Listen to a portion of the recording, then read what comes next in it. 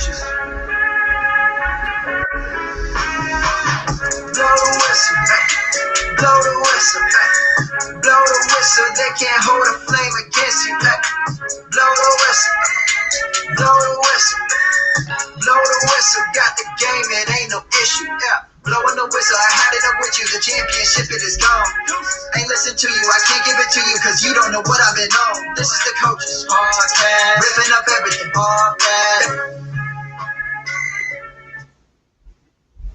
Start right there and record. What is going on, everybody? Welcome into the Fantasy Coaches Podcast. This is your host, Steve Pintado, and with me, as always, is my main man, Brown Curtis. What's going on, Jibs? What up, guys? Man, glad to be back. Second episode of the off season, and it's gonna be quite the off season from what the reports and the trading and all this going on. But I'm welcoming our guest. I'm welcome to see you, Steve, and I'm looking forward to a good episode. Yeah, guys, we got a guest this time around. We did this, me and Jibs last week, but now we got guests for the rest of the off season at this point here, and we got a fun one here. John B, what's going on, buddy? Welcome in. Thank you, guys. Thanks for having me. It's always a pleasure to sit down with the coaches and talk some football. Off season, I put a tweet out the other day. Off season is when a lot of us, I'm going to air quote this, analysts, a lot of us, guys will do the best work. This is when you get to really sort of, dive into data and look at rosters and do your thing. Whereas the regular season grind, it's just weekly rankings and starts and sits and stuff like this is where you really start to get into the meat and potatoes of fantasy football. So I think this is awesome. It's awesome to sit here and talk to you guys, and this is a great sort of setting for this. I love the off-season chatter. Yeah, absolutely. I couldn't agree more with you. Like I said, you tweeted out one of my articles the other day about the coaching changes and how kind of important coaching changes are to fantasy football. Massive. The schemes and everything they switch to, and the way they like to do their styles and runs and everything, it can completely change the way an offense runs and the way your fantasy player runs. And kind of why, we're talking Dynasty today a little bit.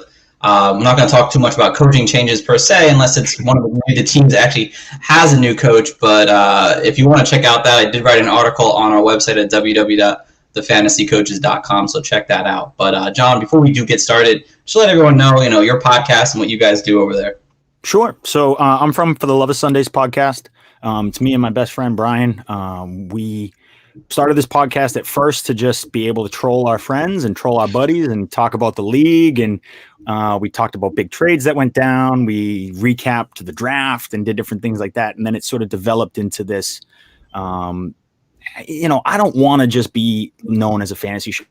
So I think we are also a little bit of a football show too. So Brian works for the New Jersey Devils. He's a scout for the NHL. So he knows sort of how GMs operate, how organizations operate, and what money means and what contracts mean, all this stuff. So we like to go holistically and talk about football and talk about what teams might do, how rosters sort of elaborate and break down, and then trickle it down into that fantasy aspect. And so it's become a much bigger than we ever thought it would be. It was a lot more fun when we had 12 listeners and we were just talking about the league. It was way easier and it was way more fun.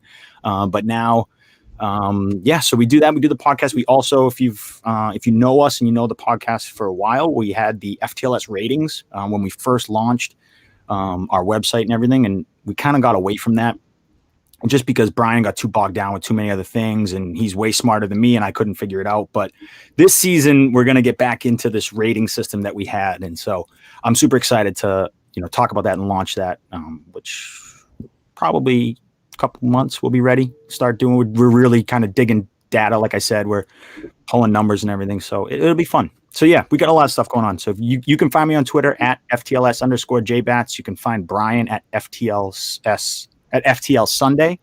And yeah, if anytime you guys want to talk about football or Sundays or drinks and friends, and I mean Sundays are the best. Like we can agree on that. Everyone can agree Sundays are the best day of the week. So we all love Sunday. Everybody loves Sundays. So that's what this podcast is about. Just loving Sundays, man. Schedule is clear on Sundays. Yes, schedule is clear on Sunday. All I have to do on Sundays is drink, watch football, and talk with my friends. Like that's all I do, and hang out with my wife if she's around. But that's a cherry on top if she wants to hang out with me. But No, absolutely. So, guys, if you haven't already, go give my boy a follow here. Does some great work, and you're gonna hear about it today. So, let's get right into it here. We got a little things on the news. Congratulations to the Tampa Bay Buccaneers and Tom Brady and his avocado-like vodka that he was drinking the other day, and congratulations on a big championship there. Man's got 7 rings now, guys. At this point, congratulations. Let's see what else. There's one signing, one release at this point. Tyler Heineke from the Washington football team. You saw him in the playoffs. Kind of almost came back and beat the Super Bowl champions. Signed a 2-year deal. So when we get to the NFC East, we'll talk more about how his impact could be for the team. And then if you guys remember this name, it's been a while, but Terrell Williams, wide receiver from the Raiders, actually is getting cut by the start of the new season, so he will no longer be there and will be a free agent as we get into free agency in March. So just quick news on that. And then, instead of us doing an actual podcast on just Dynasty, I figured we just do Dynasty questions each podcast. So, the Dynasty question of the pod, and I'll let you guys answer this, is it a good thing to load up on a lot of draft picks?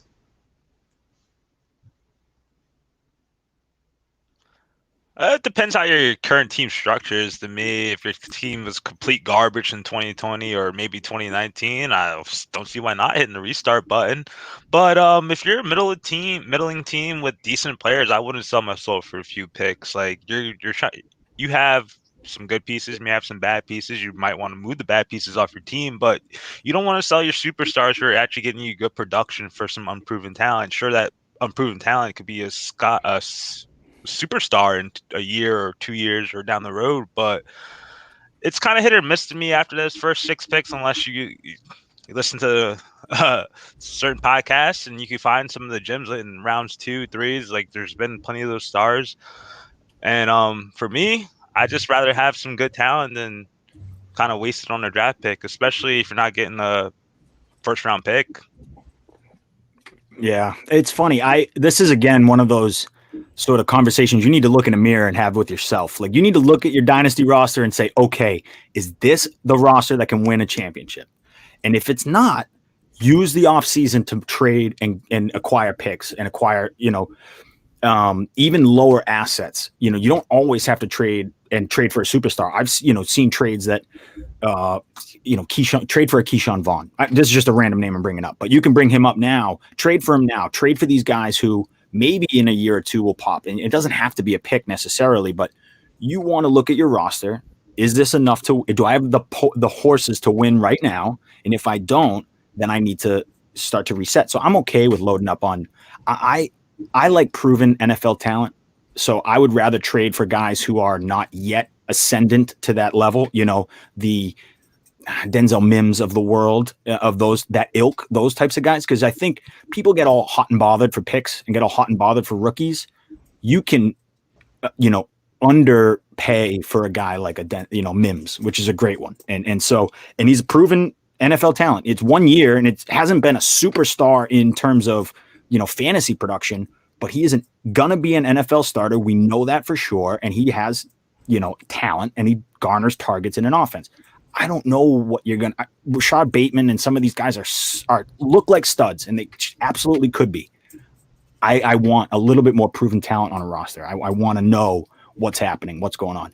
It's tricky. It's tricky with some of these rookies because, again, I go back to Keyshawn Vaughn as a great example. Everyone was hyping him up. He was going to be great, and then you got nothing out of him. So, give me a little something. So I want to play a sort of a balancing act where I want to trade away for undervalued players as well as some picks. But that's, again, you got to look at your roster. And if you're one of those teams, that you're close and you say to yourself, I'm kind of there, I'm almost there, then you got to make a decision. Do I go for it this year or do I pack it up for picks? And I do that right now on one of my dynasty teams where I'm pretty close. I'm like right on the edge. I made playoffs last year and got bounced out of the playoffs. I'm like, all right, I'm right there.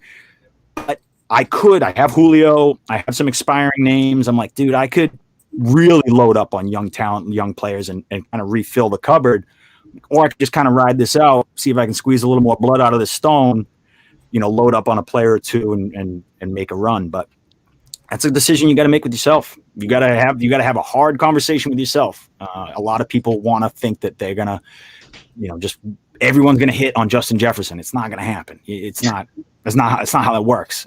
NFL teams don't even have that success rate in terms of rookie drafts. So that's my opinion. Yeah, no, it's both you guys great takes. I mean, only thing else to add is to really know the drafts that you're getting through. I mean, last year's draft was 1 in a million, I feel like, in terms of talent that's went so deep. You really want to know what the draft class is doing. This draft class here, people may argue it's just kind of top heavy or maybe deep. You just got to really do your research. If you're going to load up on draft picks, make sure you're doing the right class.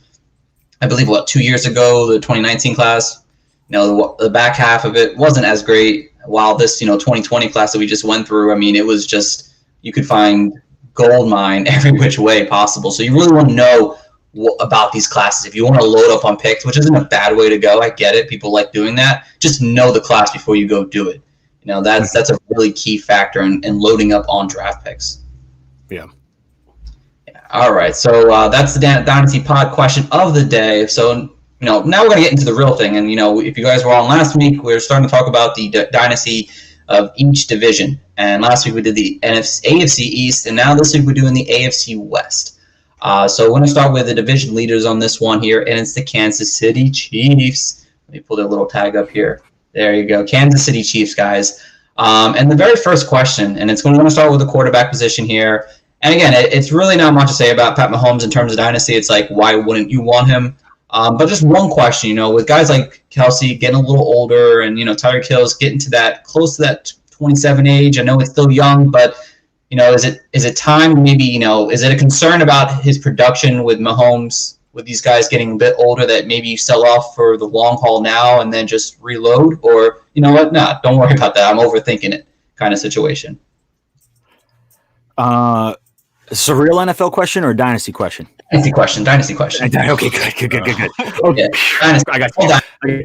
Dynasty question. No, I still hang on to it because you still got 8 to 10 years of Patrick Mahomes at a high level, and a lot can change in that time frame. Kansas City knows what they have in Patrick Mahomes. They're going to do everything they can to surround him with talent constantly. That's just the way it's going to be. So, yes, there are some, Travis Kelce's getting older. I still think he's got 3 years in the tank. I mean, he's still playing at an elite level. Then you got, the emergence of Mecole Hardman, speed demon. Tyreek Hill is he's not old by any stretch of the imagination. He's hitting his prime. So you're going to get elite production from Patrick Mahomes with just assuming the surrounding team around him stays the same. You're going to get elite production for the next 3 years, and then maybe there's a drop off once Kelsey gets out of the way and maybe Hill gets a little bit older. So 3-4 years down the road, maybe something happens. But again, Kansas City's not going to let it just fall to the wayside. They're going to keep rebuilding and reloading and keep giving him ammo because they know that this window to win championships is right now. It's not like they're not like other teams that are trading pieces away and they're going to use whatever they can, any cap space, anything they can do to bring players in. And I think, the NFL players, veterans know that as well. So, if you see a guy like AJ Green, you got 1 more year left in him. Kansas City's a good spot to go. You're going to make things pretty easy. So they can patchwork it and piece things together year by year if they have to. But I think that they're kind of set up for the next foreseeable future in terms of your dynasty team. And then once it gets to year 4 and beyond, who knows? Who knows? But you're solid. You're going to get elite production for the next 3 years, which is a good sort of window to think about in dynasty leagues. It's like, what can happen in these 3 years? Of course. Yeah, I totally agree. I think he has there's a lot of, in Dynasty, you pretty much can't project the player's window after a year or maybe even a month or 2 months. So it's a very interesting format. And Pat Mahomes is one of those players I think he's going to be great for, John said, the next 5 years. So I don't have no worries about him. Yes, Kelsey's getting older, but he's played pretty much every game the last couple of years. I know he missed 1 game last year, but he played all 16 this year. Tyreek Hill, yeah, he missed 4 games last year, but he's 15, 16 game pace a year. So those don't concern me. And then John said again, you have those 2 amazing weapons, and they're guys. They have Mecole Hardman, emerging superstar. They have Demarcus Robinson and Sammy Watkins. You could get I feel like you could just replace those guys with anyone else on any team, and they'll still be ballers. Brandon Cooks is going to be there in 2 years, I bet you. So, this is not concerning me at all. Pat Mahomes, number 1, Dynasty quarterback for me. Mm-hmm. Okay. It was just like, honestly, I couldn't think of a good question for the Pat Mahomes situation. It's like I those out to you guys. I like it, though. I like it. It's good. It's a good thinking. It's a good thought experiment to definitely gauge, sort of how you should view assets in Dynasty. I like it. Yeah, it's like your second Dynasty question of the pod. Yeah, basically. So, all right, let's get over to the running backs now on Kansas City. And obviously, we all know Clyde Edwards-Helaire is the superstar first-round pick running back who, people might say it wasn't as productive as we would have liked. But, going into year 2 now, pretty strong Super Bowl, which was good to see. But, with Damien Williams definitely, I think, coming back this next season here, what do you do with Clyde Edwards-Helaire? Is he a buy or is he a sell right now in Dynasty? Man, that's a heavy question. Is he a buy or sell? Well, every buy or sell, this is such a stupid answer, and I can't believe I'm going to give it. But every buy or sell depends on what you're giving. Like, it all depends. If you're giving up a lot, I'm not giving up a lot for Clyde Edwards-Helaire. But if the fantasy manager that has him in your dynasty team is frustrated and doesn't like the production, then for sure I'm knocking on the door and saying, like, hey, what would it take to get him off your hands? You have to understand this idea of a bell cow running back just doesn't really exist in the NFL anymore. It's a rare breed. So you have to ask yourself, am I okay with 60% of the running back work on the Kansas City offense? And to me, I'm okay with that. Like, I'm totally okay with that as like my running back 2. He's going to have these blow up games. He can have the potential for a 2-3 touchdown game because that's just what Kansas City does. I think that'll be there. I'm not building around him. I'm not building a team around him. So I'm not giving up the farm. I don't want him as my RB1, but if I can do a deal and sneak him in as my RB2 going forward, like, yeah, I'm all about it. Like, that's a good place for CEH. Okay. And Jibs, what about you? I agree. Like, if you could get him for cheap or just like under his perceptive value, you definitely should buy him. But I'm an owner of Clyde Edwards-Helaire. I'm not selling him. Like, I know even with Bell being in the backfield, Damien Williams might be returning, and still, like, I'll take whatever carries he's getting. Like John said, like, there's no bell cow backs. Maybe there's quite some few, but like, they're making up production, getting involved in a receiving game. So I think he profiles well as that. So Clyde Edwards-Helaire is an interesting character on a great team that should have just glorified value, but like, we saw him have some kind of inefficiencies in the red zone, so that kind of deters his value a little bit. But if you get him for a little bit less, man, why not? Like, he's a young guy, second year, 21 years old right now. Makes sense to me. Mm-hmm. Don't overpay. Oh yeah, definitely don't overpay. I mean, I'm more on the sell side personally. I know you don't want to sell great offenses like Kansas City, and I get it. I mean, in his first half of the season, he was literally on pace for like 1,500 all-purpose yards. He would have had like 6 touchdowns on his average, but he showed some great work. But in the second half, when they brought a guy in like Le'Veon Bell, expecting Damien Williams to actually have a role in this offense, over the last 3 seasons now, only I think 4 or 5 times, I think I wrote it down somewhere, I forgot though, but a running back in Kansas City has had 15 plus carries, and Clyde's had 2 of them, which is good. But 23rd in run plays per game. It seems like sometimes it just seems like, oh, we're going to throw the ball because we can throw the ball on almost anybody. So that's kind of where I'm kind of off Clyde Edwards-Helaire. Like, if someone wanted to offer me a mid-first, I'd probably take it.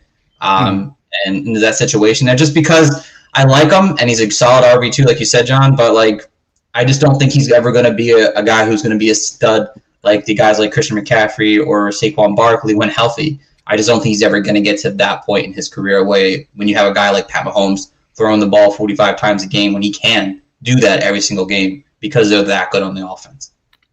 Yeah. Listen, I think you're right. I think you have there's always a breaking point on buy-sell questions. Like, there's always like at some point, the price is right. If someone's coming and knocking on the door and offering you a first and a second, and say, and it's a top half first and you get a mid-second. Yeah, I'm okay. I think people need to readjust their value of Clyde Edwards-Helaire. I think he is a very solid play. Don't get it wrong. I think he's a great NFL player. I think he's unbelievable in the NFL. I think he fits schemes well. I think he pass protects well. I think he can, catch out of the backfield, which teams need. He's good. But the hype, his hype got so out of control. Everyone was expecting him to put up these massive RB1 numbers. And it's like, it's hard to do because, Zeke did it when he had 380 carries. Like, it was great, but that's never going to be Clyde Edwards-Helaire. So I think we have to readjust where we value him, and then you can start negotiation. But if someone wants to trade him as if he's got top end RB1 value, then sure, I'm trading him. See ya. Like, if you're going to give me, a couple picks, a first and a couple, whatever, or an asset and a pick, yeah, I'm okay with moving them. But I'm also in the camp that I never thought he's going to be this superstar. I always liked him, and I thought he was a good player. But I just thought, like you said, Patrick Mahomes chucks the ball around. Patrick Mahomes is going to make the plays. It's never going to be a run-centric offense. It's just not going to happen. Yeah, of course. Definitely. All right, head over to the wide receivers now. Where do you guys have Tyreek Hill right now ranked in Dynasty? Where do you have him? Top 2, top 3, top 5? 2? Good. 2's a good spot. I got him 3. 2. Yeah. He's a top guy, guys. I mean, there's nothing else to really say about it. I mean, he's tied to Pat Mahomes. He's 27. He's got at least 3 years left of elite speed. He I think throws you're okay. excuses. Yeah. Gets those excuses thrown up at him, too. Yeah, he does. All right. So see what everyone does on that. So that's good. That's good. We're all close on that. I like that. One of the biggest questions I think at this point when it comes to the Kansas City Chiefs is, can Mecole Hardman break out? And I think it's year 3 he's going until now. Or is it just like he's just a guy? He's not going to be a superstar in terms of fantasy. He's just going to be a guy. So where do you guys have him? What does he do, guys? He is, to me, one of the more interesting players in the offseason. He to me is super interesting because if you remember correctly, Tyreek Hill was a special teams guy and kind of a gadget player, very fast, jet sweeps, that type of thing. And it was never consistent. It was never this like superstar type of production. The first year or two, it was just big splash plays, kind of like Mecole Hardman, a lot of special team stuff, kind of like Mecole Hardman. And so, I think when people get out of the way in terms of Sammy Watkins, Demarcus Robinson, it could happen. And again, you're betting on Pat Mahomes and you're betting on the speed of Mecole Hardman. And I think, again, splash plays and talent. The floor will come up if they start getting, focusing him and he becomes a focal point in that passing attack. Right now, there's just too many, they do too much and they spread the ball around too much for it to be a 1A, 1B situation. So do I think it's going to happen? I do. I think it could. I think there is a more of a chance that it happens than not. So, I'm willing to take that bet. I'm willing to take that risk. Mecole Hardman is someone that I'm trying to scoop up in Dynasty and I'm trying to scoop up late in redrafts, because again, it is that type of big play, win you a week type of guy. And it's hard to find those guys in the NFL.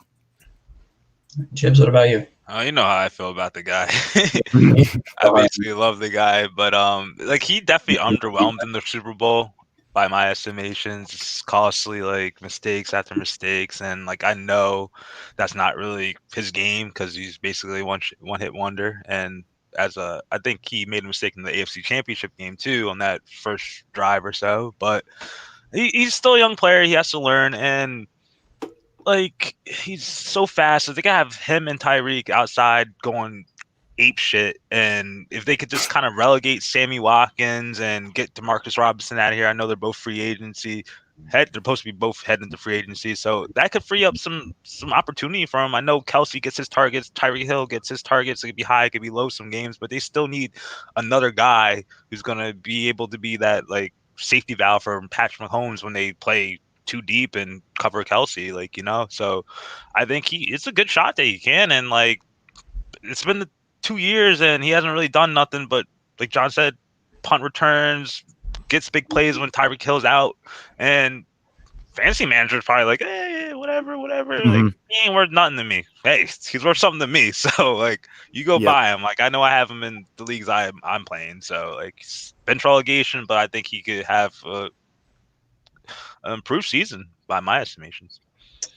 Yeah, back to that like original question about like should you trade picks? Should you trade for picks? Mecole Hardman is a perfect guy that I'm trying to trade for versus picks. Like I would rather a Mecole Hardman on my roster than a pick. If I'm because again, young talent, ascending talent. I know he's got a role in this offense. I've seen it in the NFL. You know, that to me is worth more than a second round pick. Like I'd much rather have a Mecole Hardman. You know, and I guarantee if you go knock on the manager's door and say, "Hey, I got a mid-second," or you know, for Mecole Hardman, they're probably going to take that. Like they'll think about it. Like it's not a right. That's what I'm saying. So again, you know, you get a chance at you know some other running back, you know, the running back 5 or 6 of the rookie class, or the wide receiver 6 or 7 of the rookie class, or you can have, you know, the wide receiver 40 in the NFL. Like I would take the wide receiver 40 in the NFL, and with the hopes that he can grow and ascend into that next level. No, I 2 years ahead too. Mm-hmm. Love the points. I'm just not on the Mecole Hardman. I mean, he had opportunity when, you know, Sammy Watkins went down for 6 games or 5 games. He had a great game against the Jets, but I mean, everyone has a great game against the Jets. So it's like, okay. Oh my God. Poor Jets. It's true. Everyone had a great game last year against the Jets. I mean, he didn't show me enough in that time frame when he actually had a chance to see more. And I think he was behind Marcus Robinson. He wasn't like, he just was behind him in terms of snaps, in terms of targets consistently. And that's where I'm kind of concerned that he just isn't going to be that guy for them to be that number 2. He's a great, if Tyreek Hill goes down, to fill in that Tyreek Hill role perfectly. I just thought if Tyreek Hill's healthy, which he's shown us over the years, he's a healthy guy. I just don't see him ever taking that next step. He's a good, I think, boomer bust wide receiver 4 most weeks. And I'm okay trading a mid-second to John to get him off my team. So, I mean, that's kind of how I feel about a guy like Mecole Hardman right now. I'll get into your boy later. Probably will. Real quick. Sammy Watkins, did you just sell him for whatever? I'll sell him for a freaking Laffy Taffy. I'll sell him for a high five right now. Actually, give me a pack of gum. I'll send you him, and you won't have to give me nothing in return. Yes. He can just clog your roster up. Just let him clog your roster up. Yeah. Injuries, unproductive. It's just his time's over, unfortunately. He had a small window, and now it's completely gone. So, all right. So last but not least, tight ends. Travis Kelce. Do you buy or sell Travis Kelce? Yeah, 32 years old, I think he's going into this season. I'm buying, and I don't care what it costs. I'm buying, and I don't care what it costs. I'm in that camp where Travis Kelce is such a positional advantage. You know, Brian was saying it on our podcast a couple years ago. I remember he went in the first round in the FTLS draft one year, and we all laughed and thought this was probably 2017, 18. And we all laughed and we thought it was crazy. We're like, you take tight end first round. Like, what are you doing?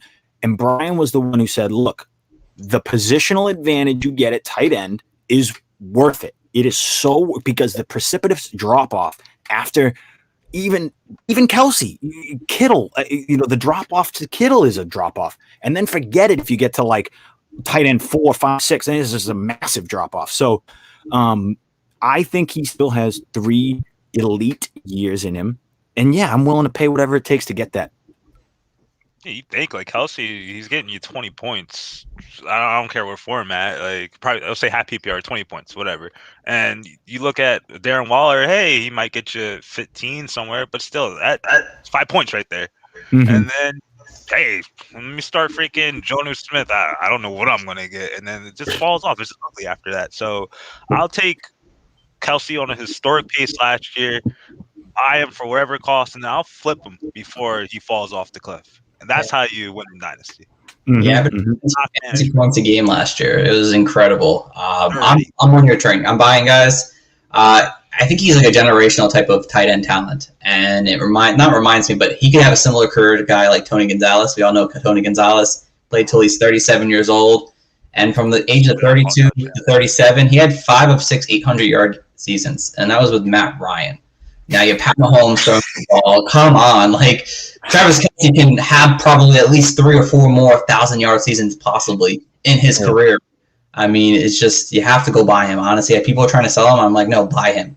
Buy him now if you can. So, Love some Travis Kelce. So let's head over to the next team here. We're heading over to Cali, and we're going to the Los Angeles Chargers. Great season from these guys, especially in Dynasty, fantasy in general. But who are we going to start with here? Obviously, the quarterback situation. And are you guys on board of Justin Herbert being the next big franchise Dynasty player in terms of the quarterback position?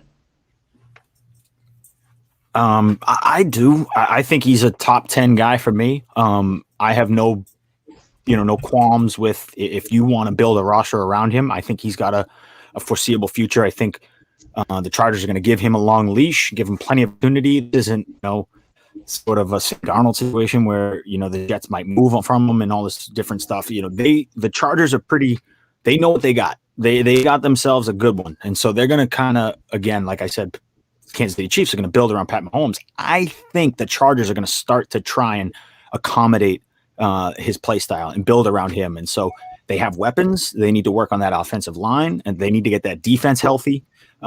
They've just get struck by the injury bug, but the Chargers are a really good team on paper and in football and on the field. So if you can get their quarterback who just won Rookie of the Year, whether offensive rookie, whether you think he deserved it or not, I think it should have gone to Justin Jefferson. But look, he is still going to be a top-end quarterback for the foreseeable future with a lot of weapons in a pass-happy Los Angeles Chargers offense. I'll take that. What about you, Jibs? Yeah, I think off the top of my head, I'll probably have him maybe 8th or 9th in Dynasty. Like, just for an NFL standpoint, like, besides Pat Mahomes, like, I have not seen a quarterback that I watched, like, week 1 and was like, whoa, like, this kid, he's got it. Like, he looks like he got it. He didn't look lost, unlike Tua over there. But other than that, I like the offense. Like, they have good skill weapons. He has a great wide receiver one. Obviously, his wide receiver situation, besides Keenan Allen, looks kind of cloudy right now with Mike Williams and Guyton looks young. They have Tyron Johnson and I think he showed pretty good rapport with those guys, especially down the stretch when Keenan Allen was hurt and Mike Williams was kind of just in and out with that back injury. So, Justin Herbert looks like the real deal. Like, I would build a dynasty roster around him. I don't have him, unfortunately, but he could be the next big thing. Like, he had such amazing stats this year, and he only has room to grow. Mm-hmm. Yeah, no, definitely. I'm on the same page. I have him, I think, 9th on my rankings right now. Tremendous year this year. Again, I want to wait for one more year to really call him the next cornerstone of a franchise guy, just because, now he's got a whole year of film on him. Let's see how the defenses adjust to it. They're bringing a defensive coordinator in to kind of slow down the game, possibly. I just want to see what happens. I think he was fantastic this year. He's got some things he needs to work on for sure. But you should be really happy if you got it. If you got him, probably a lot of people could have gotten him in the second round. Very happy getting a guy like this who's got a good core around him. We'll talk about that core in a second. But yeah, he's 23. He's got a long, long way in this NFL to be great for you in Dynasty. So if you're listening, Justin Herbert, if you're listening to this podcast, grow your hair back out. Just do it, please. If you're listening to this podcast and you have one takeaway, just grow your hair back out because you look kind of nerdy with short hair. You look kind of like a dork who I want to stuff in a locker. But when you had long hair, you had that Samson sort of look. You had some swagger to you. Now I'm just not feeling. Fell off too when he cut his hair. Yeah. The pimples with the short hair and you look. I trust me, Justin. Listen, just grow your hair back out. I promise it'll be much better. Yes, please. You have a luscious head of locks. I'm jealous. You should take advantage of that. Yeah, that week 12 to week 16, man. Just one game over 20 fantasy points, man. Grow that hair back out, bro. We need it. Samson, I'm telling you, you cut that hair, his powers went away. Sure did. 100%. Let's head over to the running back position now. Austin Eckler, can we all agree he's a good buy low candidate right now going into next season if you're in a dynasty team? For sure. For sure. I sold him reluctantly, but great buy. Again, there's always a point. You have to sell. There's always a point. Good buy, good sell. Always depends on what the offer is. You made a good move. Make a deal for Saquon. Just having a bunch of Ben pieces. Yeah, I mean, you have Saquon. That's a big play right there for sure. A big play. That's a swing for the that's a swing for the title type of trade. Definitely. I like it. Yeah, I can't beat this guy though.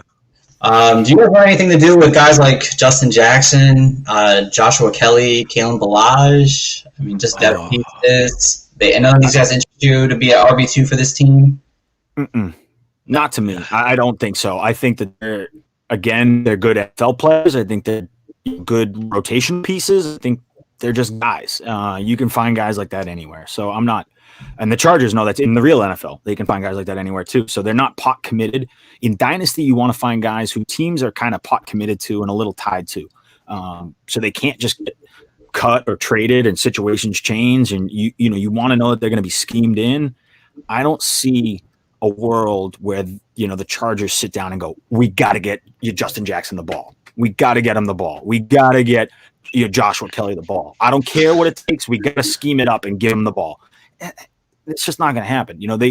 They have too many other big playmakers. They just need guys at running backs, and that's what they got, which is fine, which is totally fine, which is a good NFL roster, and it's a good build, but I don't want them for fantasy.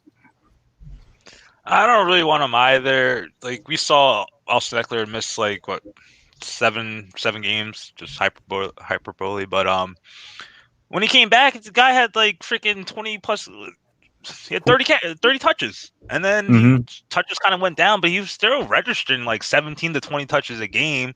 And besides that, they sprinkled Ballage and they sprinkled Jackson, they sprinkled a little bit of Kelly. I know the coaching regime's changing, but still, there's too many heads for me. I'm going to carry all three of them? I don't want to do that. Just bank it on Eckler getting injured? No. So I did that last year. It didn't work out for me. So guys, you guys probably cut bait on these guys if you want to wait and hold on to see when who's going to be that number 2 guy and come into the beginning of the next season. Do that, but just keep these guys on your watch list or something, just in case something pops up. Yeah, definitely. The only guy I'd consider maybe getting is maybe Joshua Kelly. Maybe he has another opportunity with a new coaching regime now. He looked pretty good early on, just kind of fell off, unfortunately. Mistakes, fumbles, and stuff like that. But maybe he can kind of bounce back and be their actual RB2 for this team. But I wouldn't obviously spend big on him. Try to buy low on a guy like that, like a third or fourth, maybe a fourth, if anything. So that's really about it there. So. Let's over the wide receivers now. I didn't really mention Keenan Allen because I think at this point you guys can agree with me that if you're a contender, you want to buy in a guy like Keenan Allen. That's really all he is a good contender guy at 29 years old now.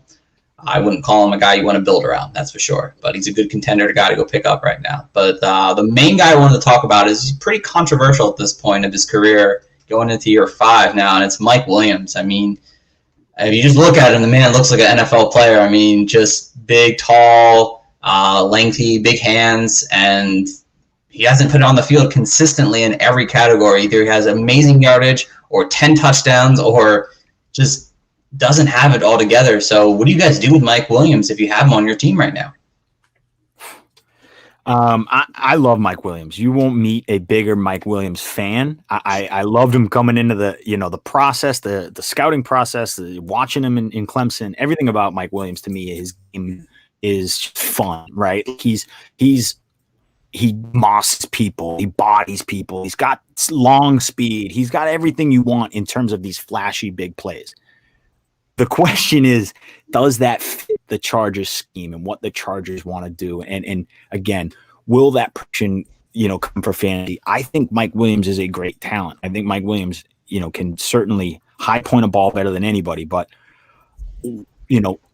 the separation that you get from Keenan Allen is more attractive to a young quarterback because I don't have to throw a 50-50 ball because Keenan Allen's wide open. I'm just going to throw to Keenan Allen. I feel more comfortable that way. And so I fear that Justin Herbert is going to keep leaning on that and say, okay, I'm going to target the guy who's got 5-6 yards of separation. I'm not going to target the guy downfield who's got someone right on him. I think Mike Williams will catch it, and I'm confident Mike Williams will still catch it, whether he got someone raped on him or not. I just don't know if they're going to Justin Herbert's going to take those looks. Maybe year 2, he steps into a little bit more confidence and he starts taking more of those shots and taking more of those 50-50 chances. But I think you have to sort of trade, unless his situation changes, Mike Williams' situation, I think you have to sort of move from Mike Williams because he still has some name value. He still has some dynasty value. But I don't know if you're ever going to get that true sort of number 2 guy opposite Keenan Allen, like we all expected, like we all wanted. And I think it's just a scheme thing, to be honest, to be frank. Definitely, Jibs. Oh, for me, I'm totally in the opposite camp, but I loved every point John made. So, like, I'm just gonna go off of his end point. You should go up to an opposing fantasy manager, tout his age that he's 26 years old, then hit him hard with some good reminiscing of the past. It was better production with Phillip Rivers, and show him the highlight reel, do all that, and get him off your team, because the Chargers, at the end of the day, are a cheap franchise. They're not going to pay up when this guy needs to get his rookie contract, or I guess his extension done. So I think they're just going to move on to him. They have younger talent already available, and he's probably going to hit free agency. So, yeah, you could bank on him going to a good team or something like that, but still, I'd rather just get rid of him, I just don't want nothing to do with them. All right. I'd love to see him. I'd love to see him in a situation with a veteran quarterback. I would love to see him. If you put him in Green Bay, right? Like you put him in Green Bay, or you put him in. Now New Orleans. Who knows what's happening at quarterback in New Orleans? But you put him with a veteran quarterback who's willing to take those shots downfield, those 50-50 balls, those vintage Des Bryant type of things, like. That can happen. He can do. Mike Williams has the skill set to do it. I think he's great for it. It's just you need to find the right team that wants to utilize that and is willing to utilize it, because it's scary. You watch Mike Williams; he's usually covered. He's got someone right on his body, but he somehow comes down with the ball, and it's crazy. And so, but that's a scary throw to make for a rookie. It's a scary throw to make. Definitely. I don't think if you have him on your team, I don't think you should rely on him as anything more than a wide receiver boom or bust 3. Probably. Bust more than not.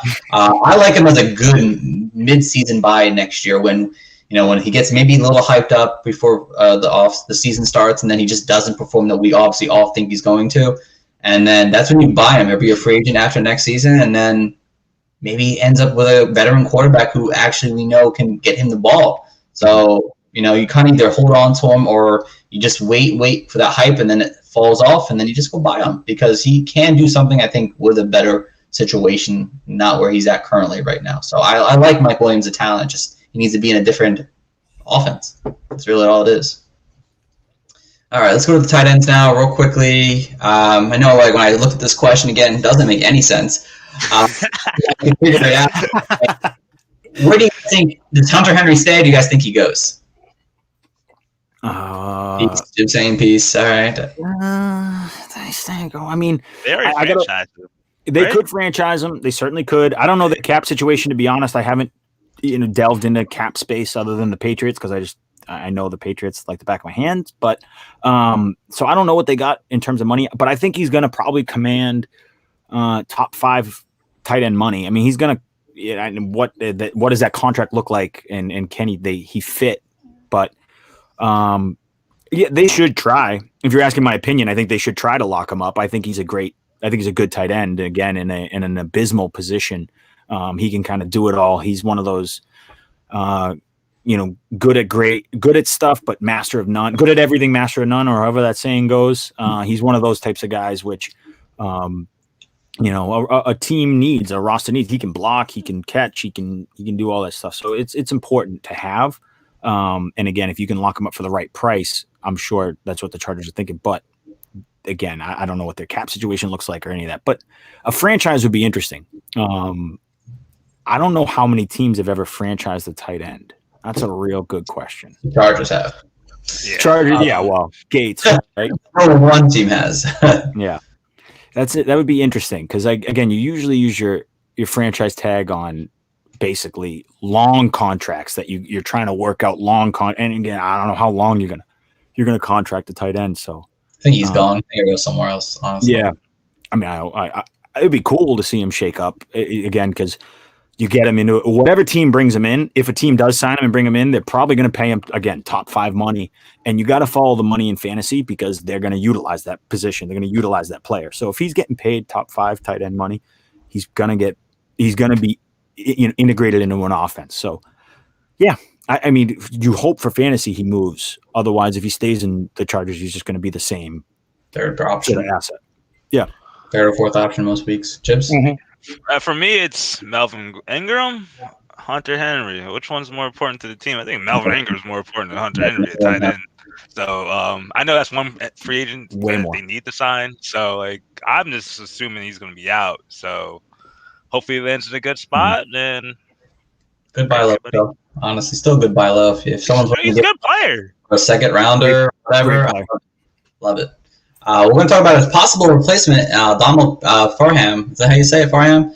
I honestly picked him on a lot of my waivers. He could be an interesting prospect. I mean, I think he's like 6'6" or something like that. He's a tall guy, and he came off XFL. Played well at times during the season. Worth a pickup? Yeah, sure. I mean, I guess it's Dynasty again. You every once in a while you gotta look at the back sort of piece of your Dynasty. There's a lot of people. I bet there's a lot of people listening right now that have Amir Abdullah on their Dynasty roster. Get him out of there. Like, get him out, you know what I'm saying? Like, you got to clean up your Dynasty rosters every once in a while. And so, sure, I guess if you're cleaning house and you're getting rid of some guys and he's the back end ad, yeah, he's speculative ad. I'm okay with it. Hey, Perry. Perry, yeah. I missed that before. Sorry, Perry, buddy. I forget there's comments on this sometimes. It's still I know. In the stream. Your comment up there, my friend. Jibs, anything? I'm saying, like, it's just Dynasty, so, like, you just never know. Like, players' value could change, and if Hunter Henry leaves, you picked up a possible starting tight end for the cheap. You don't have to pay anyone to acquire him, and you probably could sell him for something, even if you do have a established tight end on your roster. So I think it's a win-win no matter what. Some of these assets for I want to say this for Dynasty players. Sometimes you pick up players, even if you have, say for example, you have Kelsey on your team. You're not looking at tight end. You're not worried about tight end. That's set it and forget it. But again, you pick this piece up to trade. You pick him up, and if Hunter Henry moves, now all of a sudden you just got a free ad, and you can trade it for a draft pick. And you're like, okay, this is a free draft pick I got. And so that's how you have to operate sometimes. You know, in Dynasty, what is great about it is you have to think much more like a general manager of a franchise and less of like a quick hit. Like redraft is like just quick, give me points now. Like give me points right now. Whereas like it's a little bit different in Dynasty. You have a little bit more thought to it. And so again, these players that right now mean nothing come, maybe after the draft, say the Chargers don't draft anybody, Hunter Henry goes, and all of a sudden you got yourself a piece that you never thought you had. Flip them for second, third, fourth, who cares? That's a free draft pick now that you have. Yeah, no, definitely. He actually is 6'8", guys. So he's 6'8". Jesus Christ. He finished his top 12 tight end over the last 2 weeks with Hunter Henry out. So if he's out there, pick him up. Maybe flip him for a draft pick. Maybe keep him. He could be a starter going in next year. Who knows? So yeah. Let's head over to the next team we have on our list here, and that is going to be the Las Vegas Chargers. We got the Las Vegas Raiders, guys. Usually people screw up the other way and say Oakland. You got the city right and the team wrong. No, I'm just saying that's just made me laugh. That was fun. But maybe it's the tequila. But let's start with our quarterback situation. Any concerns having Derek Carr as a starting quarterback for your roster? Like, what do you do with him? Like, do you keep Derek Carr? Is he a good Superflex 2 guy? Like, rumors, no rumors? Like, Superflex 2 is great. That's a great place to have him. Listen, I have no beef with Derek Carr. I have no beef with players of his ilk, which are good, competent starting quarterbacks. I think that Jimmy Garoppolo, another one, great example, good starting, competent quarterback for an NFL franchise. I think Derek Carr is I think he's a good starting quarterback. I'm not looking to add that to my dynasty team. I'm really not. I just have no place for that. Like, I can pick that guy up off the waiver wire. I can find that if I need it. So you want tight end quarterback stuff because it's hard to find these sort of top 10 guys. Justin Herbert doesn't just roll into your team all the time. So if you're stuck with Derek Carr, that's okay. You're fine. But I'm not like thrilled about it or certainly anything of the sort. I just like he's peanut butter and jelly. Fills you up. It's good. You're not bragging about it. You're not bragging to your friends that you had a peanut butter and jelly sandwich. You just eat it and just enjoy it. Definitely not. Hey, unless it's a Schmuckers. Those are great. Then you might brag. You get crunchy Jif with some Smuckers, then you might have to brag. But otherwise, you got Derek Carr. For me, like, I would not be. I'll be concerned if I owned him. He was like my guy with like, give me a random quarterback. Say Kirk Cousins or something like that. Sure. Like, if I had those two, I'll be kind of like, oh my god, what am I gonna do? I'll be studying some Zach Wilson film and like all that 9 yards and stuff like that. But he's not a really bad quarterback. Like, he had a very good year for his standards. It's just they don't push the ball downfield. It's like very good, like gimme passes and a good offense. Like I know, like we did see like him towards down the stretch last year, like exploiting defense, getting the rugs off here and there. But Nelson Aguilar had a renaissance year for his standpoint. I'm an Eagles fan, and I thought he was hot garbage. He proved me goddamn wrong. So, like, take it from there. If freaking Derek Carr could turn Nelson Aguilar around, he's not a bad quarterback, guys. He's not. But, like, a dynasty in fantasy football, that's not getting you done. He's just a middle-end quarterback. Like, sure, he'll get you 16, maybe 10 points some weeks, and then, like, he has his games where he gets you 20, but they're so far and few when you have quarterbacks just thrown up. You saw this year, like top 12 quarterback, you need like to be like 22, 24 points, and then forget about 6-point passing touchdown leagues. Oh my god, you needed like at least 30 some points just to be a good quarterback on a good week. So I hope he doesn't get traded, but days are done. They're even shopping around Marcus Mariota, so I don't know what the Raiders are doing. Hopefully they're trying to get in Watson, but you never know. It's long free agency. Man, that's a Watson to the Raiders. That'd be crazy. That would be nuts. That's what they're. Jesus. It's like your first, like your all-pro college team right there. Yeah. Watson, Jacob. Yeah. Lord. And any super flex for me, honestly, I like getting Derek Carr right now. I think he's a great buy low candidate to people like you guys who are like, he's just mediocre. I mean, in reality, he had some pretty good games last year. He had 5 bad games last year, and the one was against Cleveland, the weather game. We all remember that. That was a horrible game. Atlanta, that was, I don't know what happened to Atlanta. That was really bad. What's bad in your estimation? What's bad in your estimation? He, if I'm not mistaken, I put it as he had under 15 fantasy points or less. Okay. Games. He had 15 fantasy points or less. I think, 15 fantasy points or less. And again, there's the Atlanta game, like I said. There was one game we got hurt, and there were 2 games where like it was just the Josh Jacobs show where they just ran the ball constantly, and Derek Carr wasn't needed. Again, there's concern with that. I get it, but I mean, is your QB2 in Superflex leagues? I don't want to buy him. I just think he's a solid quarterback who'll get you at least 20, 22 fantasy points most weeks. Mm-hmm. Steve, everyone does good against the Jets and Dolphins. Did he even do good against the Dolphins? He put up good games against the Dolphins and the Jets. Okay, but after the Carolina game, the next 4 weeks, he had 20 fantasy points or more. He had 25 or more and 6-point touchdown passes in 3 of them. I mean, he puts up big points when he needs to. And again, no wide receiver 1, Juju Smith-Schuster, draft wide receiver, all connected to go there. I mean, give him some more weapons. I mean, just saying, like, he could be good going into next season. We just don't know it yet. But you can see those stats, and comparatively to like guys who overperformed them, like in those 6-point per passing touchdown leagues, I saw Russell Wilson in the beginning of the year get 50 points like it was nothing. So like I ain't gonna like chalk up 24, 25 we know points. The Russell Wilson life. I mean, he was cooking, and then the cook decided to just. Yeah, I know it started burning, but hey, it is what it is. Let's move on to the wide receivers or running backs. There's too much car talk. It's like too much. I hit my quota. Well, that's the running back shit. So quickly here, this is a quick one. Do you sell Josh Jacobs or are you buying Josh Jacobs? Because I'm selling him. Personally. Yeah, I think he still carries top 10 value, and so if whoever you're trading him to views him as top 10, I would trade it. I would trade that away. I guess same.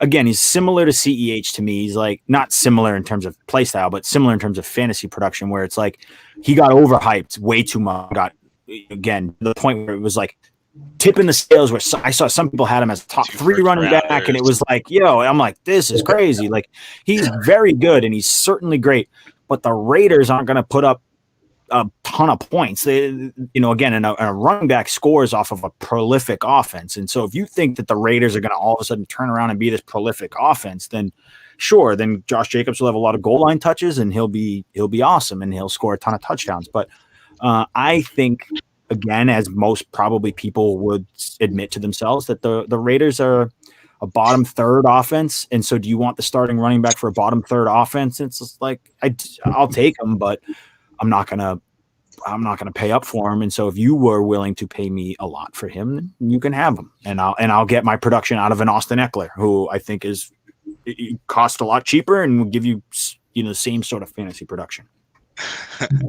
Yeah. Just hearing that kind of made me think about like my dealings with David Montgomery last year, just pedaling around the league till the trade deadline, and then guess what? Hey, he proved to be a rock star. But for Josh Jacobs himself, for me, he's still in a prime age. You could capitalize on his value. He's literally that 24, 25. That's where you want to like kind of hit your stride as a running back. And I'm not that high on the Raiders offense, but I still think you can get something out of him before owners really turn sour on him. And like his good games where he got like 2 touchdowns. So like other than that, he was just a middle of the pack running back. Yeah, he's fine. He's fine.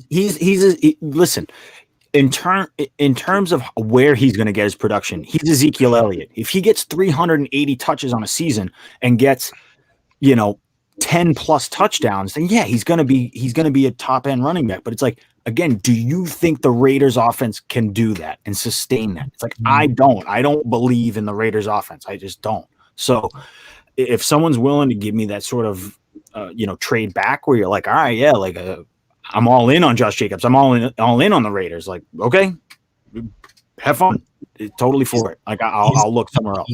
He's like the RB2 of Derrick Henry. Like he puts up like inefficient with his runs. It's just like he'll do enough to be like, all right, he's a good RB2, but like people still value him as an RB1, and that's where I think is a good time to go and sell like I like Josh Jacobs right now, guys. So Derrick Henry's Trader Joe's and freaking Josh Jacobs is like Sam's Club. Sam's Club. Yeah, basically. Receivers now. Can Henry Ruggs bounce back, or is he kind of just not going to be a wide receiver 1 kind of fantasy player right now for us? Similar to what I think Tyreek Hill did, right?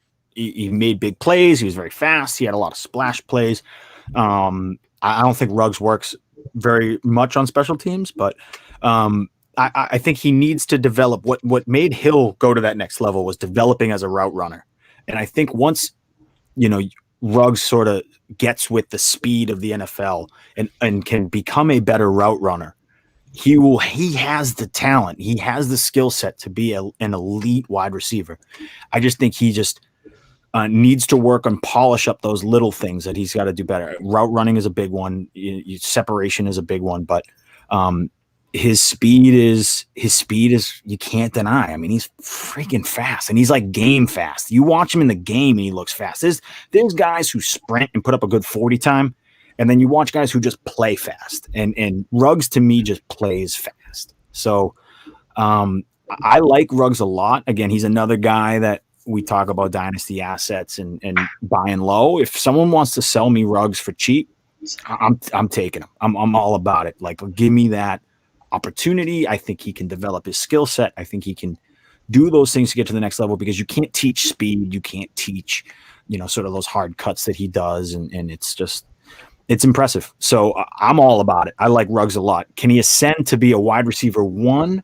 There's a lot of good wide receiver talent right now. That's crazy. There's a lot of good wide receiver talent, but I think he can ascend to the 1 on that team. And I think he can probably put up boomer bust wide receiver, low end wide receiver 2, high end wide receiver 3 numbers for you with the, sort of the cherry on top that you might get a boom every once in a while. Yeah, and I think that's the range you should expect out of him. Like, the guy only caught 11 passes last year, and like we're killing, the fantasy community was killing freaking Gruden his first 2019 campaign, and he turned it around last year. The team actually performed well, and John Gruden, same guy, he went and picked him over Jerry Jeudy, everybody over CeeDee Lamb. So like he was the first wide receiver pick. So I think with his track record, he knows what he's doing. And like you said, like I think that was a great comp with the Tyreek Hill. Like you need to progress, you need to develop, and like catching 11 passes. Like I'm not expecting him to go out and scorch the earth and be a 40 catch guy or anything like that. I think he's going to slowly develop in the offense. Like he's watching under Nelson Aguilar. Obviously, Darren Waller takes a huge target share in the offense, and like we're still have to hinge it on the quarterback play. Like if Derek Carr stays, is he going to be like slow down on his to development, or does he get like a better quarterback and kind of like it's like makes him to sell on that? So I think he still has room to grow, and I'm not giving up on him yet. Does John Gruden know what he's doing? Probably not. I think he does. I'm a big John Gruden. I think John Gruden is doing it right. John Gruden took a team, so he got a long contract. He knew that he was tied to the Raiders for a while. He went to the front office and said, look, let me tear this down to the absolute studs. Let me trade Khalil Mack. Let me trade all these pieces. Let me gather up picks. And I promise you, in 3 years, 4 years, we will have a competitive team. And that's what he knew that. And so we all need to be patient with John Gruden. John Gruden went into this knowing they're giving me a long leash. Not a lot of coaches, first time coaches get a 5-year contract, 6-year contract, whatever he got. So 10. He knew 10.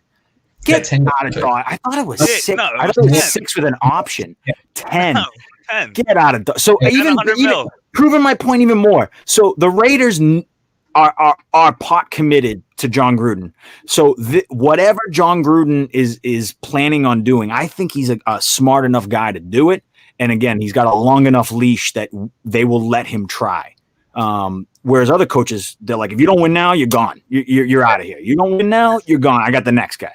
John Gruden's there for the long haul. So they're gonna let him coach the team and build the team the way he wants to build it.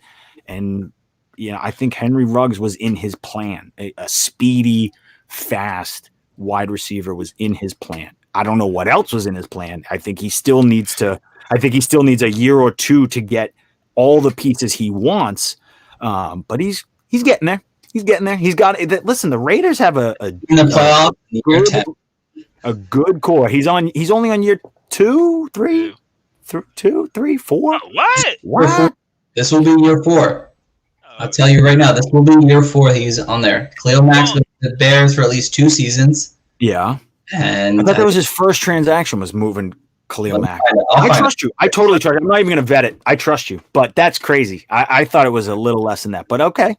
Even still, I'm still giving John Gruden the benefit of the doubt. Maybe I just am biased because I like Gruden a lot. I just like him as a personality. He's a coach in 2018.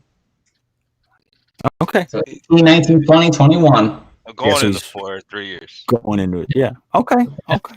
I'm also on the Henry Ruggs buy low situation if you can. Just think he's a guy who can still kind of develop. That's all I'm saying. So let's get over to the next guy here real quick. Are you buying the Nelson Aguilar bounce back, or is it just the 1-year wonder, you sell high kind of thing? To the moon. To the moon. Get the second rounder back from him if you can. That's all I'm saying. Yeah, 100%. Sell. Just sell. Yeah, it's just sell him and just sell him. If you sell him, sell him. Don't forget, he's a free agent. I'm sure they're bringing somebody else in over him. Just sell him. He might be out of the league. Just sell him. Just sell. If you can sell him today, sell him. Not somewhere, but he might not be with the Raiders next year. That's for sure. Yeah. Can you consider Darren Waller as the top dynasty tight end right now? 28 years old, had probably one of the best tight end seasons ever. You said 20 or 28? He's 28. Okay. I still give Kelsey the crown at number 1, but Darren Waller has cemented himself in that top 3 conversation for dynasty assets. We're like, okay, he's one of those now. Oh. Yeah, he's one of those sort of like set it and forget it guys. He's getting close, like set it and forget guys for me. Where it's like, you got Darren Waller, okay, I don't have to stress about tight end anymore. Like, this is cool. I think you can do that with Kelsey. You can do it with Kittle. I think you can start to do it with Darren Waller. Where like, okay, I got Darren Waller. I don't have to worry about it for the foreseeable future. Chips? You have him too? I have him at two. No. I'm talking Steve. Steve. That's two. I think he's number two. I think he's the number 2 tight end right now in Dynasty right now. I'd want him everywhere right now. He is a fantastic tight end. He is George. So I'm assuming over George Kittle. Of course. Yeah. Okay. So Kittle is Kittle free. Okay. With all the speculation going about the Raiders, I just can't. It feels weird to have him at 2. Like I love his talent, and he proved to me he's probably much like production wise. Probably like he's at the table. He could be a number 2 tight end. Like I still have Kelsey in my books. Kittle, obviously, he's a baller and like young still, so like he's going to be 2 for me. But with the Raiders quarterback situation in flux, like is it Derek Carr peppering with the targets, or is it John Gruden's system peppering with the targets? We're going to find out though. Kittle is just a year younger than Darren Waller. I'm just saying. It's not like Kittle's 5 and is a beast. He's 27 already. Waller's 28. He's going to be 29 at the start of the season. But he's the number 1 option for me on this team here. While Kittle, he's probably maybe a number 1 option. He's got stud wide receivers around him and a strong run game.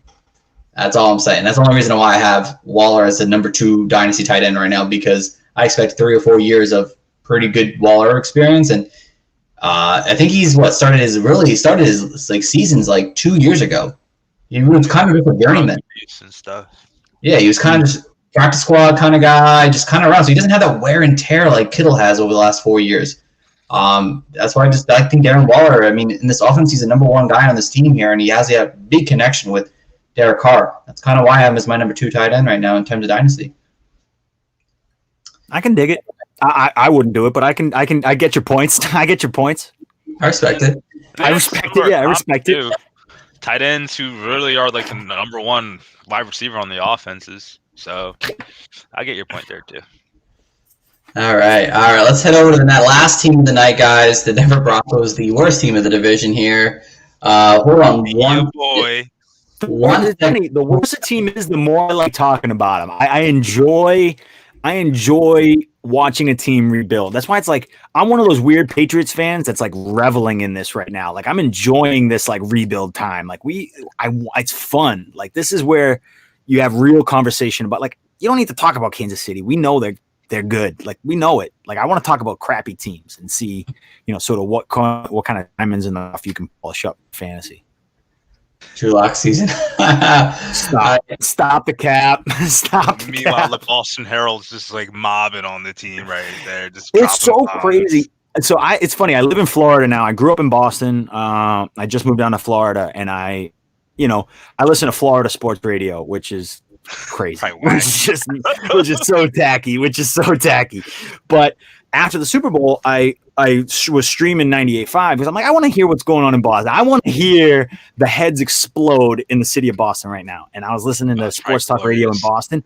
They were losing their minds. It was like imploding that the Tom Brady won another Super Bowl. They can't believe that they let Tom walk and all this. It was crazy. It was so fun. It was like chaos again. I loved it. But yeah. Oh, no, we're getting there, Alex. Don't you worry. So we're on the Denver Broncos, guys, now, and we'll start with obviously what our friend Alex has said about the Drew Lock season here. Drew Lock will start next year. If you have him on Dynasty, you concerned that like you just have no one at this point. How about you answer this one first? You were the champion of Drew Lock last offseason. You want to hate on McCole Hardman earlier this? So bring it back. Come on. Bring it back. Probably my worst takes I actually have had since doing this over the last 2 seasons was thinking that Drew Lock could ascend to the next level here. Granted, he was injured early on, so he kind of lost that, but I just don't know if he's going to really be that great. I mean, he just kind of struggled under pressure plays. His accuracy is just all over the place. That's the biggest thing. His accuracy is just every which way. Even with a clean pocket, he had only like less than 70% of his completion percentage. It just wasn't good. I mean, the only time you really saw him play well is when they're like down 20 and he's just flinging the ball. Just flinging the ball downfield and just throwing to Jerry Jeudy, Tim Patrick at the time, Noah Fant. Like, that's the only reason why he was actually productive at times, I think, in fantasy last year, was because he was the Blake Bortles of our generation right now. Just garbage time, throw the ball downfield, and do something great with it. Unfortunately, I thought he could improve on his accuracy, which was a big thing going into this year, and he just didn't. And I think that he gets replaced at some point. If he gets another shot, I'd be shocked. Honestly, shocked. But yeah, not feeling the Drew Lock train anymore, guys. Yeah, so I never really liked Drew Lock as a prospect, but I understand why an NFL team would take a chance on him, right? It's the same reason why you take the chance on Josh Allen, because the arm strength and arm talent is there for Drew Lock. It's there. Like, he can throw the ball 70 yards, no problem. And you hope he develops into all these other things. And so we watched Josh Allen, very toolsy arm talent type of guy, develop into that next level.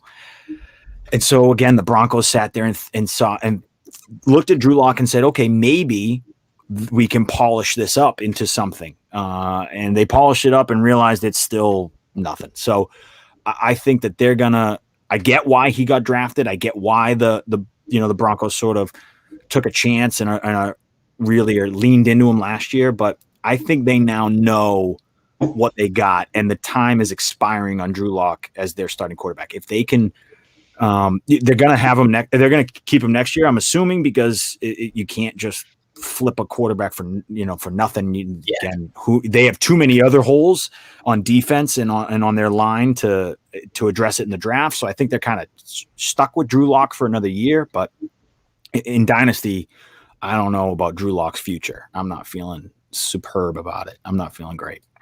Before you go, Jibs, Josh Allen improved his accuracy of like 6% going into sophomore year. Drew Lock had a decrease of 7% in his accuracy. Okay, the wrong way. Say less. Yeah, like actually, it's definitely a point of emphasis for him, and like he needs drastic improvement on that. Besides that, though, like he really didn't show you much upside either. Like looking at his game log, he had great deep ball. Great deep ball. A great deep ball. I got nothing against that. It's great deep ball. Great deep ball. Like he's just hovering like at 250, like as like an average. Like he had one game over 300 yards, and like the touchdowns are hit or miss. You know you're gonna get the interceptions with there, and you play in a league where they murder you on interceptions, man. Oh my god, it hurts so much. But Drew Lock, like they gave him a shot. Like they put the weapons around him. They gave him Judy. I'm sorry, like Sutton got hurt, but they still had Patrick, who was a budding star like at the middle of the season. So it wasn't like they like gave him like a empty cupboard. Sure, like, they gave him stuff, and he didn't provide the win. So like if they move on from, they move on from. But the situation's murky. I want nothing to do with them. If he's on your waivers, hey, you play Superflex, throw him on. He ain't gonna be in there in Superflex, but like, if you, I don't even think I want him on my taxi squad if I still could have him on my taxi squad. So.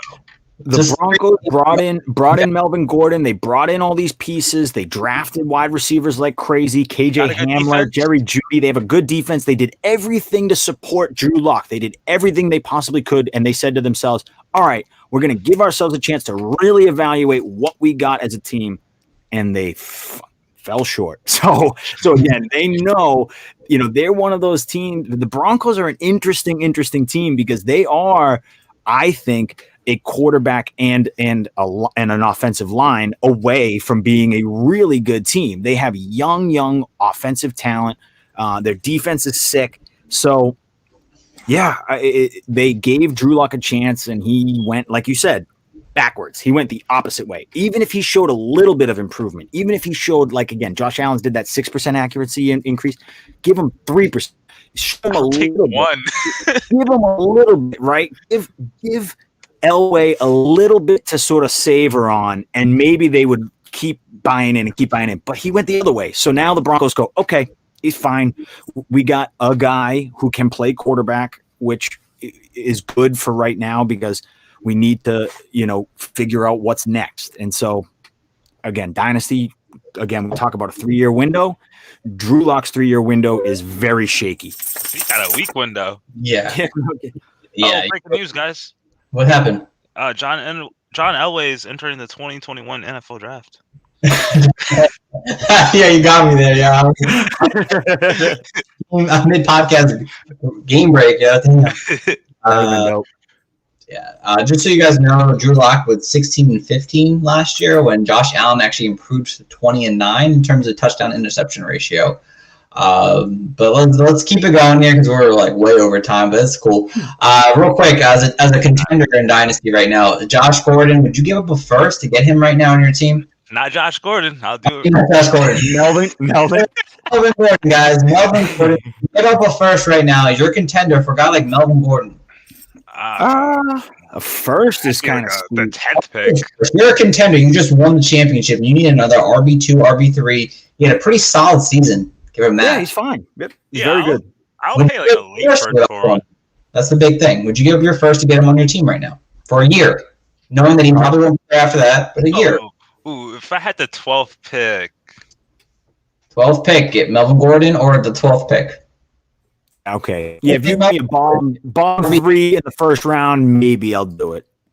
If I'm outside of the sort of consensus top 4 or 5 running backs, which is probably around pick 9, 10, 11, then sure, I'm all about it. No Philip Lindsay either. Does that change the situation to no Philip Lindsay? I'm chucking that 12th pick. Steph Curry over it. All right. So obviously Philip Lindsay not being there would definitely make a big boost to Melvin Gordon as a buy low kind of situation, or at least a late first round pick. But Philip Lindsay himself, what do you do with a guy like who just came off back-to-back 1,000-yard seasons and now had a down year with Melvin Gordon kind of taking over? He's a restricted free agent. What do you do with a guy like that on your team right now? Like a pancake. Yeah, I think if you can flip him, do it because he's just, again, we talked about it earlier. I think he's just a guy. Like he's a good running back. He's fine. He will make a team. He'll be a good rotational back, but you're not building around Philip Lindsay. Like you're not dying to get Philip Lindsay in your lineup. And again, the Broncos of all franchises were the ones who were saying, okay, we got to get Philip Lindsay the ball. We got to give him, and it still only resulted in, a 50-50 timeshare with the guy they just brought in off the street with no OTAs. So I think that there's a reason why he went undrafted in the real NFL. I think there is again, it's a great story. It's really cool to see, a no-name guy sort of pop up and have back-to-back 1,000-yard seasons. But the clock strikes midnight eventually on some of these players, and I think it's starting to happen with Philip Lindsay. Agreed. All right, let's go over the wide receivers now because that's probably the biggest topic of this entire Denver's team outside of Drew Lock. But what do you do with these guys? What do you do with Cortland Sutton? What do you do with Jerry Jeudy?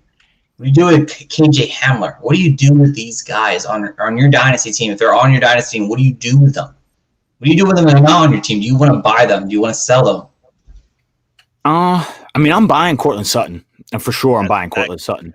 I'll buy Cortland Sutton. I think Jerry Jeudy is still going to cost you too much based on, he's young, name value, probably a top 3 rookie pick for him. So they're going to want sort of high-end trade value back. So again, to me, Jerry Jeudy is one of those guys. If you have him, hold him. If you don't have him, don't worry about it. Like look for someone else. But Sutton, that's a buy low candidate for me because he could be him and Jeudy healthy and running together is a very interesting thing for me. Like I want to see that. I really do. I want to see what an offense looks like because I think they complement each other really, really well. And then you got KJ Hamler to just burn, right? You got KJ Hamler to fly. And every once in a while, you want to take that shot with Drew Lock. You want to air it out 70 yards. You got the guy to do that. But you have 2 competent, very elite wide receivers in Sutton and Jeudy. I want to see what they look like together. And I think that they'll only help each other because the skill set that they provide will be where you want to get. And you can get Sutton for, again, probably people are sour on Sutton. You could, believe it or not, in Dynasty, I bet you could get Sutton cheaper than Jeudy, which is, to me, crazy. 100%. Which to me is crazy. To me is crazy. He didn't play last year, so I know. Forgot about Sutton. Out of sight, out of mind, which is and that's where you crazy. Mm-hmm. And I like Sutton. I think I have him. I think we don't do rankings in the FTLS. We do ratings, and we have numbers on guys that we sort of rate them. But if I had to, I mean, he's a top 15. Sutton's a top 15 potential guy to me. Again, you got to question the quarterback play, but I think he's just too good of a talent. I loved him coming into the process. I loved him at SMU. So, what kind of trade package would you recommend? You could probably, if you're buying Sutton right now, you could probably float. You could probably float a high second. A first. You'd probably getting them with a first. You're probably getting them with a first. You could float around a second and like a low asset, and then get them too. You know what I'm saying? Like we talked about. Who's a good like wide receiver you could sort of package up. I can't even think. I'm like Jamison Crowder. Sure. Great one. Jamison Crowder in a second. That's a great one.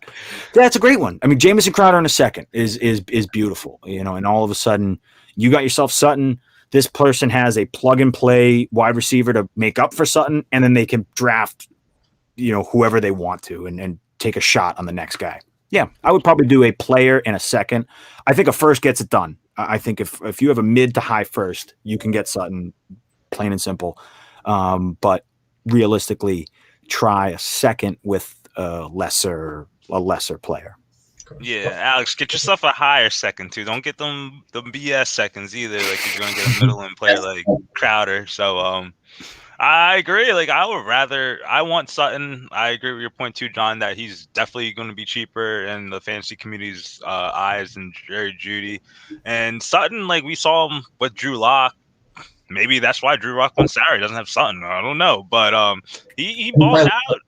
It's a good point. 20, wide receiver, 6'4", has a good frame. I know Jerry Jeudy is probably like the most like the Swiss Army knife because he's 6'1", he can catch, he can run, and like you mentioned before, Hamlin has the speed. So whatever quarterback comes there, if they get a new quarterback, is going to be in a pretty good situation. It's not like the guys are going to be complete scrubs. Cortland Sutton should be coming along in his rehab process as well.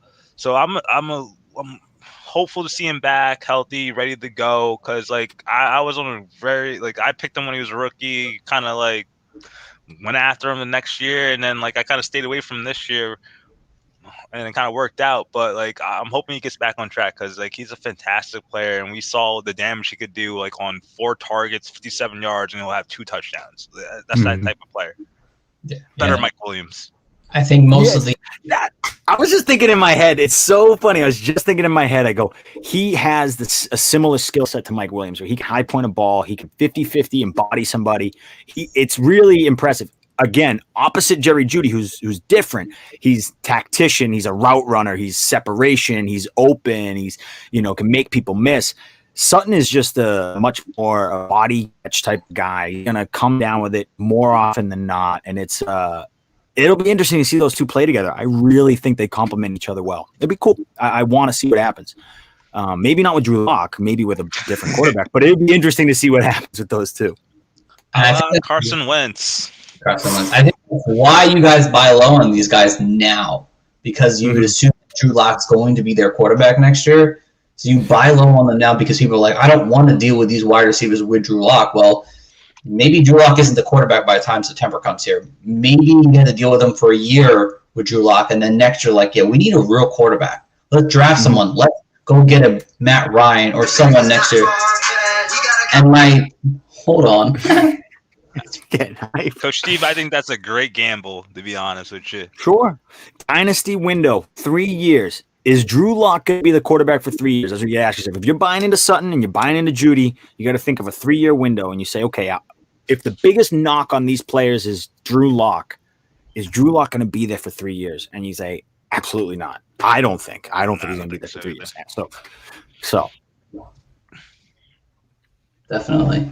And of course, as you guys will probably heard our closing intro, I we went over the thought I thought we were going to do for our closing intro, so I'm going to just start us up again right here, even though we're live. So we're continuing the talk. But if you're listening to the recording, it won't be the same, unfortunately. But yeah, I think it's a good time to buy low on him. I'm honestly not going to lie to you guys. I'm not a big fan of Jerry Jeudy in terms of him being a actually top-tier player. I know a lot of people is. I get it. I understand why. His route running is fantastic, but I just don't think he's going to be I just don't think he's going to be a wide receiver 1 for many years to come. I think he's going to be an okay wide receiver 2. I think he's got issues with his hands that I think he covered up in college a lot, using his body a lot more often. He had 8 drops this year. I just want to mention that. But again, he's still a good buy low if you want to grab him and hopefully he can fix that. But I'm just not there yet on a guy like Jerry Jeudy. But any of these wide receivers in Denver, a great buy low situation right now. They're just, again, hopefully Drew Lock's not the starter by the time the season starts. So you got a low guy with a possible great quarterback, like maybe Carson Wentz. So you got me horny thinking about Carson Wentz in Denver now. Wow, I didn't even put 2 and 2 together, and I'm like, man, that would be interesting. I've just been peddling him everywhere. You just put him. I do that with Deshaun Watson. I put Deshaun Watson every time I talk to Brian. I go, yeah, but what if Deshaun Watson's there next year? He's like, well, that changes everything. Changes everything. Sorry, Bird. She's gone. All right, last but not least, a tight end position. Noah Fant, he finished tight end 13. We were all high on him going into the season here. Didn't really live up to the expectation that we thought he would make that jump like a guy like TJ Hawkinson did. But can he do that next year? Do you expect him to do that next year? Even with Cortland Sutton, Jerry Jeudy, Hamler, maybe Patrick coming back.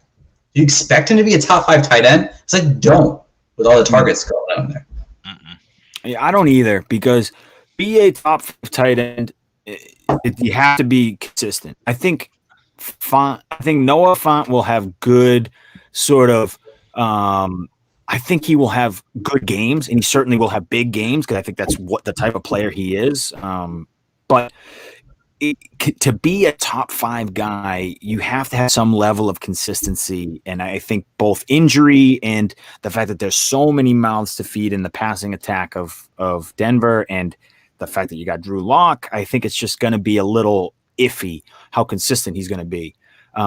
If he does end up as a 5 wide receiver, it'll look very much like top 5 wide receiver, top 5 tight end. It'll be tight end 1 on the week, tight end 20 on the week, tight end 18 on the week, tight end 3 on the week, and then eventually at the end of the year you go, okay, he was tight end 5. But I don't think that's going to happen. I think he needs a little bit more consistency, because he can disappear for 2-3 weeks in a row. Great. I think he's a great sell high right now, honestly. Young tight end, people really like him. I think he's if you get a lot out of a guy like Noah Fant, you get a first rounder or, second and a great player to go along with it, I think you're a good opportunity to sell him high right now. Tibbs? I don't think he's going to step up as a top 5 tight end. But I think he's a interesting player that Dynasty managers should speculate on. Where would you put him in terms of him and Mike Gesicki, for example? What's to me, there's no difference between a Fant and a Gesicki. I can get production out of the guy. It's just interesting to me. I don't want to pay up for someone who I can just get. I probably already have. That's the thing. It's he's not going to be that consistent, that Darren Waller, that big piece that you really want to Again, one of those set it and forget it guys. Even if you have him, every week you're going to be, do I start him? Do I start somebody else? I'm not paying up for that kind of guy. If I'm paying up, I want a guy that I'm boom, he's in my lineup. Starter, done. Oh yeah, you make a great point, because I feel like a lot of fantasy managers just have their average tight end, and then they're kind of fishing in the draft trying to figure out who's that next stud going to be. And they're working on 3-year projects like TJ Hawkinson. But it depends how you favor the offense.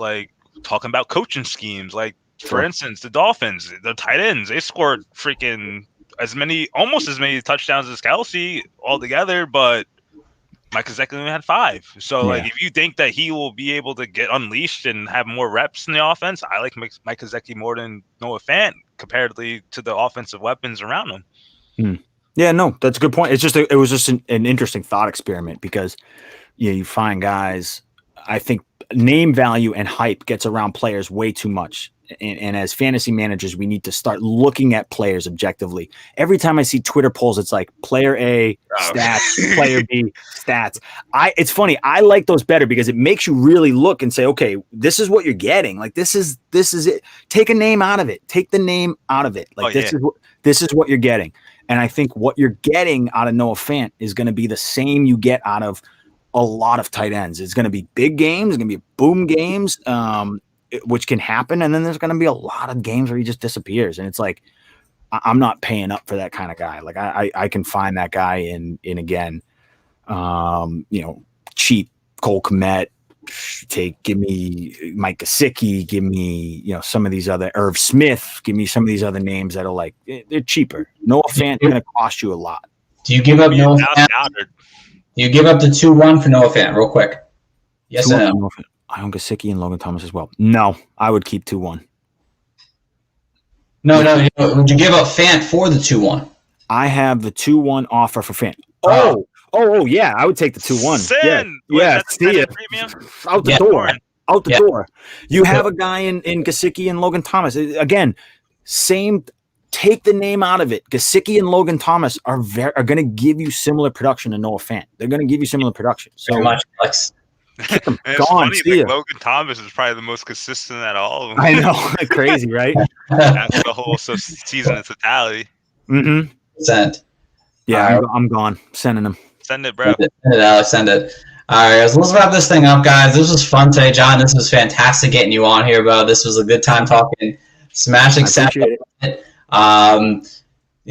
before we go, let me know Alex on you on Twitter again, real quick. Sure. Yep. You can follow me at FTLS_JBats. You can follow Brian at FTL Sunday.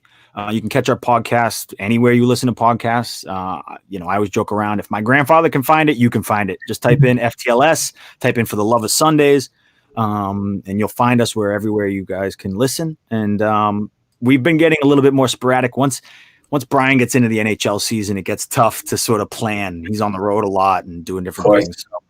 So, we try and put out 1 to 2 shows a week. We certainly try. It's not great. I might start doing some solo stuff. I might bring guests on. And so we're working on some things. We're trying to revive this. Yeah, I got you guys. I got my boys.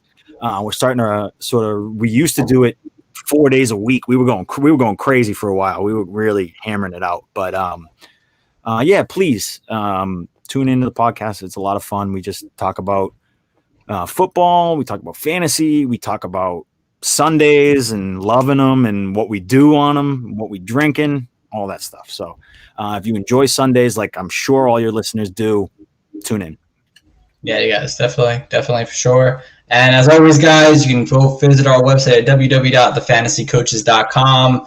Again, we have a lot of great things going on there. Our Dynasty rankings up there. So we're going to have a bunch of articles coming up in the next couple of weeks here. So tune out there for those if you're a Dynasty guy or gal. And as always, follow the podcast at Coaches Fantasy. You can follow us on Twitter at The Fantasy Coaches. We're going to get our TikTok going at some point when Coach Gibbs tells me how to do it.